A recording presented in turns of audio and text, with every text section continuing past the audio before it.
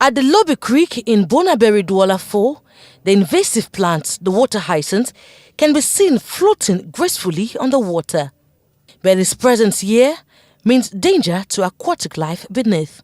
The water hyacinth comes in now like a threat, like an enemy. It starts breaking some of the functions. For example, if fish cannot reproduce because it lacks oxygen, then you are taking out fish out of that system, meaning that for example, the snakes that depend on fish will not survive, and eventually the man that depends on fish will not survive. For years, local people in this area have been in a dilemma about getting rid of these invasive species until research proved this plant could be transformed into something useful. An NGO, the Watershed Task Force, with support from the government, has been working with communities in Douala to turn this course into a blessing.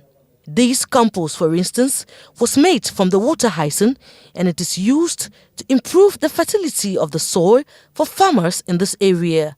At an event for the reception of the project for 2018, the Divisional Delegate for Environment for Douala 4 says he is impressed with the work. I have a process that has been initiated by the Minister of Environment, Leke, which is helping the population around this area to improve on their livelihood. We can see that the river that used to be navigable now is navigable, contrary to what used to happen before, because this water hyacinth, as you can see, was actually blocking the pathway for people to navigate to carry out their various economic activities. Now with the project of fighting against the water hyacinth, you can see that the water hyacinth has been collected and it has been converted into compost, which will be used by some agriculturers. We think that this is a good process, and thank God the government is still thinking of budgeting this activity. Fishermen have equally testified that the removal of water hyacinth has led to an increase in their catch. The river has become navigable, which is a good thing. The environment is also clean, and we have realized that the quantity of fish we catch has increased. At this art gallery, the plant is dried and used to produce carpets, wall paintings of different models, bags, to name this. The removal of the water hyacinth has equally led to a boom in the sand sector. And then we also have sand activities that have also cropped up.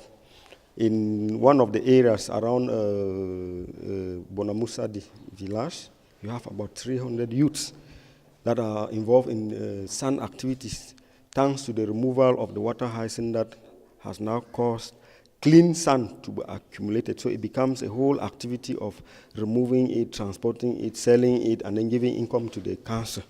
Despite the success story, officials say the project is challenged by a constant delay in the release of budget, which sometimes hinders the smooth execution of the project.